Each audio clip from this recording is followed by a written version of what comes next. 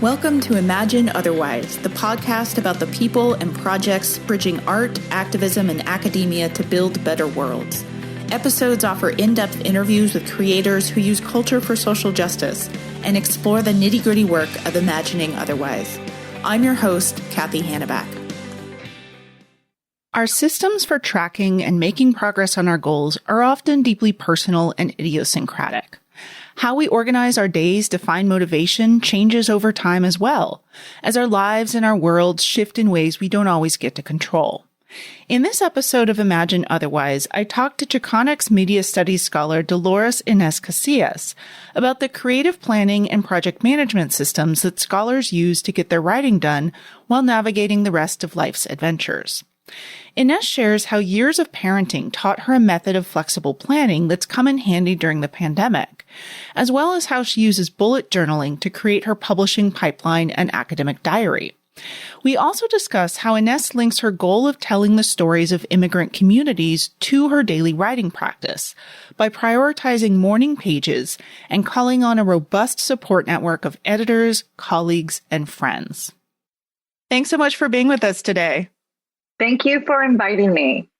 So I've been talking with people this month and in the past couple weeks about how they're approaching planning in 2021, particularly given that many of our publication plans, our writing workflows, our teaching situations, our living situations, all of these have shifted rather dramatically over the past year. So how has your approach to planning changed recently?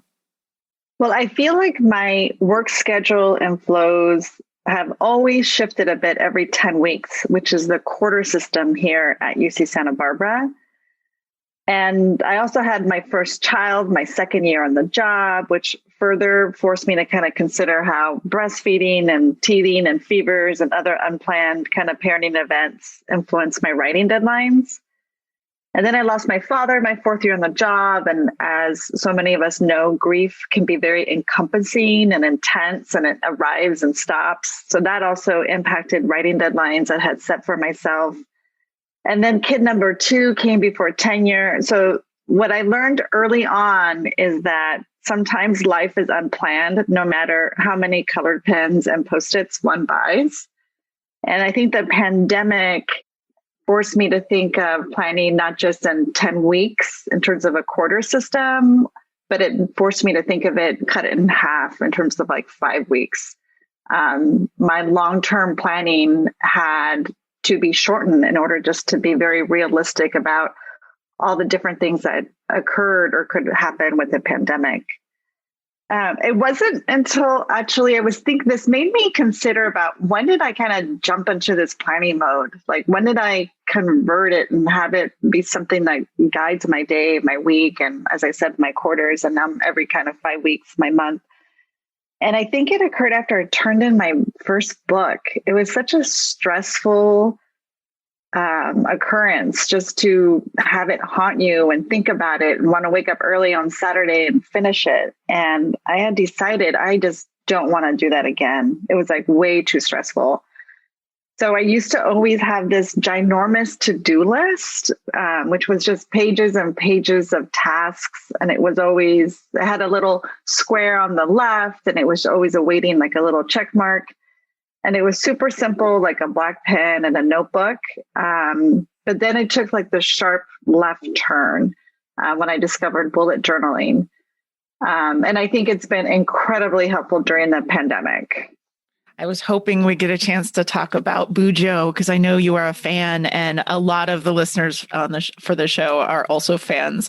So how do you use bullet journaling for planning out your various projects? Well, I think I'm faithful to the bullet journaling, the Bujo method, for its flexibility. I love that it's not already pre-printed. So some weeks are busier than others. So you can use 4 pages for 2 days or 5 pages for a week. And then another week, just use a couple of pages. But I use it to track my projects in terms of a publishing pipeline, much like Jenny Kelly explained on one of Ideas on Fires as really helpful posts. So I also really like to see my projects move from left to right.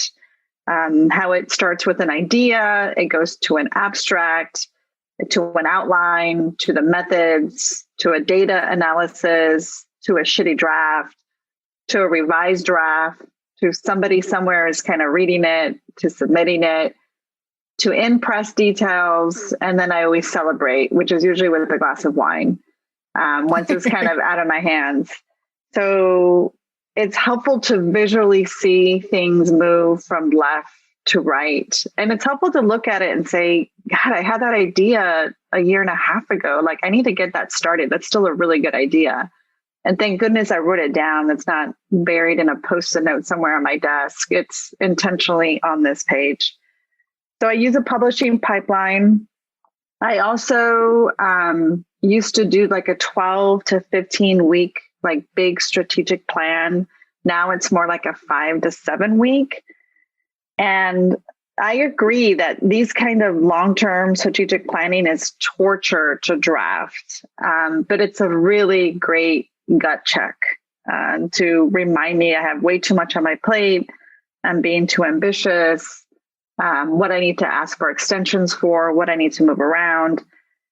So I really like it. I really like having this big plan. I also love to color code. And I actually heard in a previous podcast that you did too. I am a big fan of colors. Yes. It's all about the color. And I keep thinking about all those years I just used a nice black pen. I'm like, oh my goodness, I needed more color. So I tend to color code my different tasks. So research and writing is bright pink, of course. Orange is for family or household tasks. Green is for service. I have like 4 or 5 other colors. I won't give you the entire coding system, but it helps to glance on a page. Like if I see way too much pink, I know that I haven't taken a walk. I haven't, bought that shade of lipstick I've been wanting to buy. I haven't done enough orange family, household, personal things. And likewise, if I see too much green, I'm like doing way too much service tasks. Like what happened to my research? Like where did that go? Why am I not seeing this? So I like using the coding system for that. And I always tell people I'm nowhere near one of those fancy Booho users with their own Instagram page or their YouTube channels. And I don't do elaborate drawings either. I just like to get the tasks out of my head and organized. And I like to see them looking pretty at me.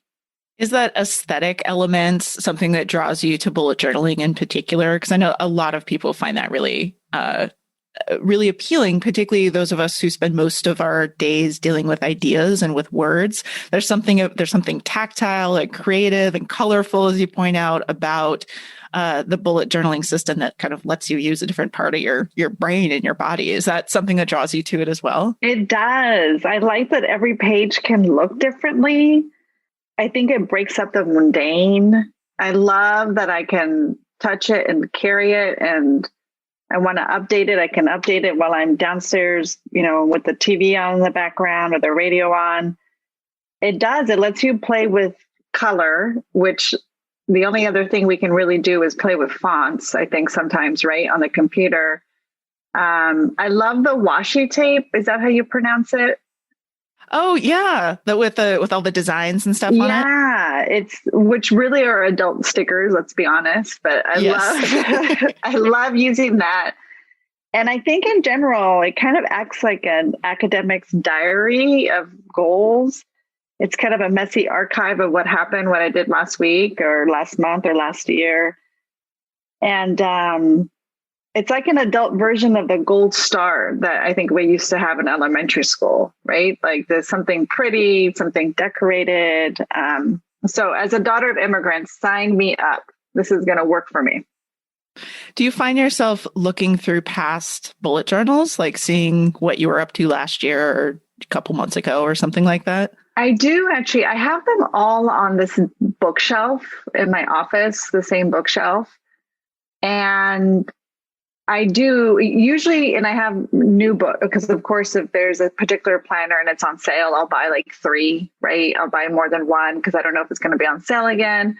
And I have it on my bookshelf. So when I have to switch out a new planner, I think that, which is about every 6 months, I think that's when I kind of pause and I look at the other planners and I look through them. And I really enjoy that a lot. I enjoy seeing like how hard it took me to get to this one specific goal, right? And then I saw it completed.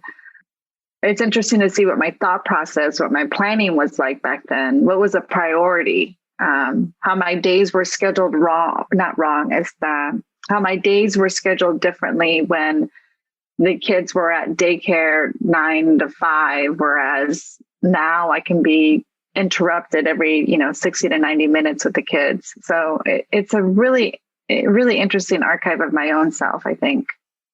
One thing that I know a lot of scholars are figuring out right now is how to make progress on large projects like books when research plans are kind of up in the air, right? People aren't sure when they'll be able to get back into particular archives or be able to do more field work. Who knows when we'll be able to travel again, these kinds of things.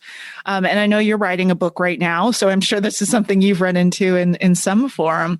How have you found yourself adapting your research or your writing process during the pandemic? It's been challenging. Again, because different rhythms change with events that you just can't plan.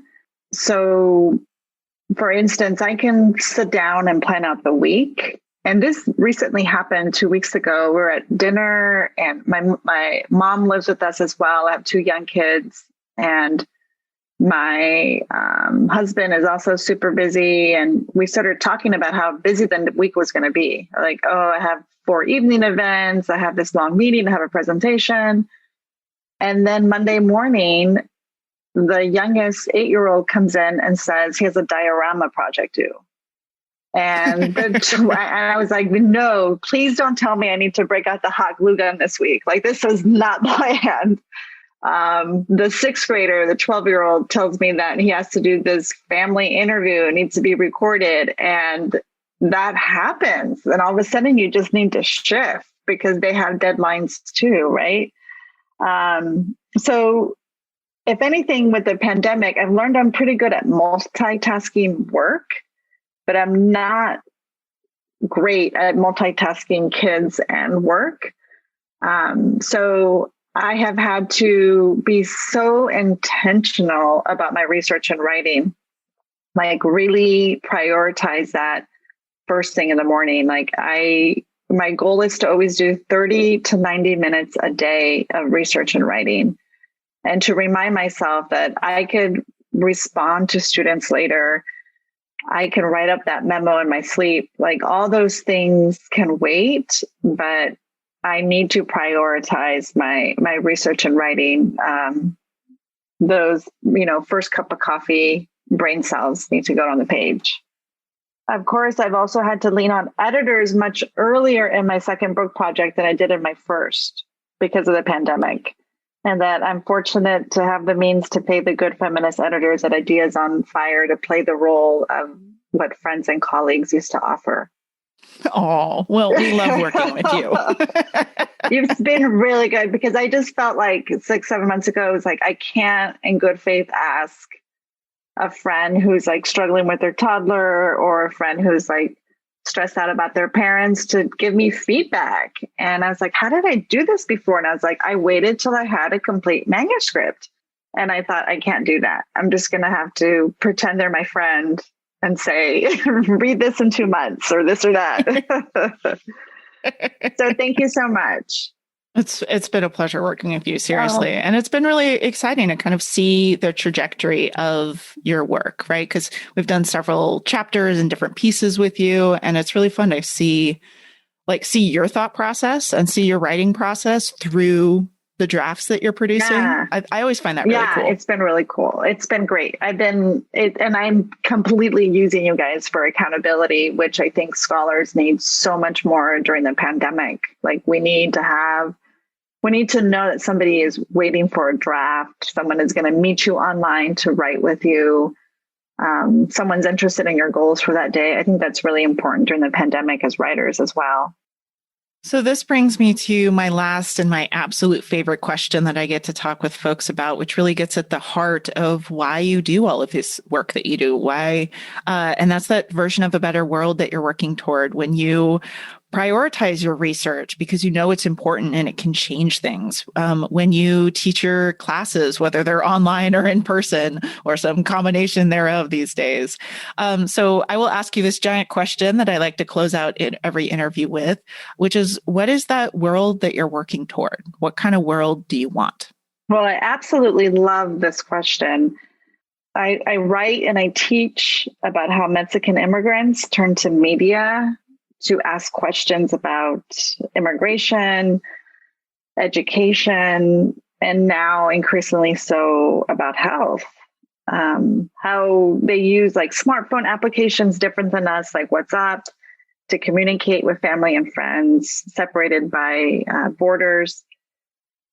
And recently I wrote about a specific audio, the leaked audio of children crying in detention on the US-Mexico border, and how that has galvanized a nation to really insist that families belong together. And I say all this because I feel that my research and what I teach helps me prioritize the kind of world I want.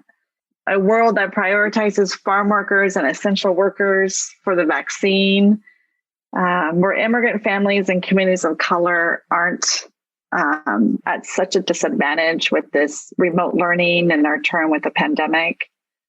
So I think in general, I imagine a world that's much more just and that has much better pathways for access for everybody. Well, thank you so much for being with us today and sharing all of the ways that you imagine and plan otherwise. Thank you so much. Thanks for listening to another episode of Imagine Otherwise. Imagine Otherwise is produced by Ideas on Fire, and this episode was created by me, Cathy Hannabach. Audio editing was provided by the awesome folks at Pro Podcast Solutions. You can check out the show notes for this episode on our website at ideasonfire.net, where you can also read about our fabulous guest and find links to the people and projects we discussed on the show.